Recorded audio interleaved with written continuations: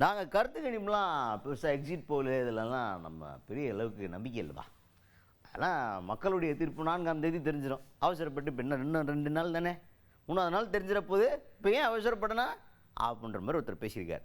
பேசினது யார்? தாவேக நிர்வாகி நிர்மல் குமார் அவர் தான். அவர்கிட்ட கேட்டது என்னென்னா, எக்ஸிட் போல்லாம் வந்திருக்கு, ஒரு விதமாக ரிசல்ட்லாம் வந்திருக்கு, இதை எப்படி பார்க்குறீங்க அப்படின்னு கேட்குறாங்க. அதுக்கு அவர் என்ன சொல்கிறாருன்னா, இந்த எக்ஸிட் போலை வச்சுலாம் நம்ம பெரிய அளவுக்கு ஒரு எதிர்பார்ப்பை வச்சுக்க வேணாம். ஒரிஜினல் ரிசல்ட்டு 4ஆம் தேதி வரப்போகுது, இன்னும் 2 நாள் தான், அதனால் அந்த ரிசல்ட் வரட்டும், அப்புறம் பேசிக்குவோம் நம்ம எதுவாக இருந்தாலும் அப்படின்னு சொல்லிட்டு இருந்தார். அப்போ இவங்களுக்கு சாதகமாக ஒரு எக்ஸிட் போல் வந்துச்சு. ஆக்சிஸ் மை இண்டியான்னு சொல்லிட்டு ஒரு நிறுவனம் வந்து இன்னொரு செய்தி நிறுவனத்தோடு சேர்ந்து ஒரு எக்ஸிட் போல் பண்ணியிருந்தாங்க. அதில் வந்து தாவேகா தான் லீடிங்கில் இருக்குது, அவங்க ஆட்சி அமைச்சிருவாங்கன்ற ரேஞ்சுக்கு இருந்துச்சு. அந்த லெவலுக்கு அவங்க ஒரு நம்பிக்கையில் இருக்கிறாங்க. ஸோ அந்த எக்ஸிட் போல் எப்படி பார்க்குறீங்க அப்படின்னு கேட்டால், அதுக்குமே அவர் என்ன சொல்கிறாருன்னா, எங்களை பற்றி ரொம்ப பெருமையாக பேசினாலுமே நாங்கள் நம்ப மாட்டோம், ஒரிஜினல் ரிசல்ட் வரணும், கற்பனையில் கோட்டை கட்டுறதை விட நிஜமாக என்ன ரிசல்ட்டுன்றதை தெரிஞ்சுக்கிட்டு பேசுவோம் அப்படின்ட்டு தெளிவாக இருக்கார் நிர்மல் குமார் அவர்கள். எக்ஸிட் போல்கள் எப்பயுமே உங்களுக்கு உண்மையை தர்றதில்லை. இல்லை 4ஆம் தேதி 4 நாட்கள் இருக்குது, வெயிட் பண்ணுவோம். கண்டிப்பாக 4 நாட்கள் கழித்து என்ன மக்கள் என்ன வாக்களித்தார்களோ, என்ன மக்கள் நினைத்தார்களோ அது உண்மையை வந்து அன்னைக்கு பிரதிபலிக்கும். அது வரைக்கும் வெயிட் பண்ணலாம்.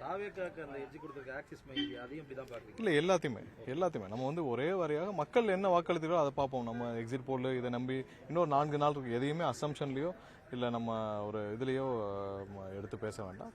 கண்டிப்பாக 4 நாட்கள் உண்மை நிலைமை வரப்போது, அதை வைத்து பேசிக்கொள்ளலாம்.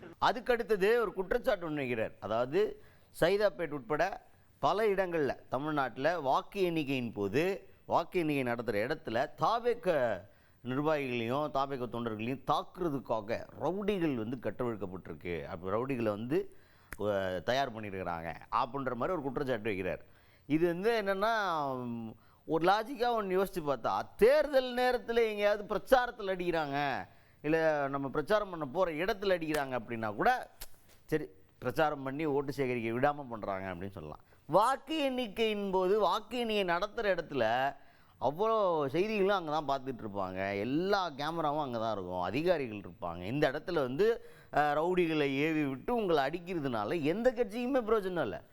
திமுக மேலே குற்றச்சாட்டு வைக்கிற திமுகவுக்கு என்ன பிரயோஜனம்? தாவேகாரங்களை அந்த வாக்கு எண்ணிக்கையின் போது அது தாக்குறதுனால திமுகவுக்கு என்ன பிரயோஜனம் இருக்குது? அதனால் என்ன மைலேஜ் இருக்குது? ஒன்றுமே கிடையாது. ஆனால் ஒரு குற்றச்சாட்டு, பகிரங்கமான குற்றச்சாட்டு, அமைச்சர் மா சுப்பிரமணியன் அவர்கள் வந்து ரவுடியை தயார் பண்ணியிருக்காரு அப்படின்னு சொல்கிறாங்க. அதுக்கப்புறம் வந்து ஹார்பர் தொகுதியில் வந்து அங்கே இருக்கிற வேட்பாளரும் இதை தான், எங்களை வந்து அட்டாக் பண்ணுறதுக்கு பிளான் பண்ணியிருக்காங்க, அதனால் எங்களுக்கு பாதுகாப்பு வேணும்னு அவர் ஒரு பக்கம் ஒரு கதை சொல்கிறாரு. இந்த மாதிரி எல்லாருமே இந்த கம்ப்ளைண்ட்ஸை வந்து தொடர்ந்து தாவேகாவினர் வந்து தொடர்ந்து வச்சுட்டு இருக்கிறாங்க.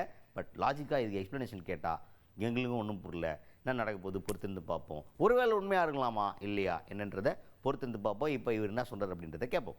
இல்லை, கண்டிப்பாக எங்களுக்கும் அந்த செய்தி வந்தது. அதாவது சைதாப்பேட்டில் எங்களுடைய நிர்வாகிகளை தாக்க மா சுப்பிரமணியம் வந்து பல ரவுடிகளை ஏற்பாடு செய்திருப்பதாகவும், அங்கே கவுண்டிங்க்கு வரும் எங்களுடைய நிர்வாகிகள் தாக்கப்படும் சூழ்நிலை இருப்பதாகவும் அதற்காக நாங்கள் புகாரும் அமைச்சிருக்கிறோம். சென்னை பெரும்பாலான இடங்கள், தமிழகத்தில் பெரும்பாலான இடங்களில் திமுக வந்து தோல்வி பயத்தால் இப்போயே வந்து அவங்களுடைய அராஜகத்தை கட்டழுத்துட்டு இருக்காங்க.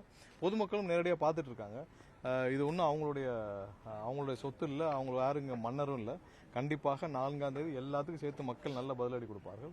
முற்றிலுமாக இது திமுக தமிழகத்திலிருந்து தீய சக்தி திமுக அகற்றப்படும் நாள் வெகு தூரம் இல்லை, இன்னும் 3 நாட்கள் 4 நாட்கள்.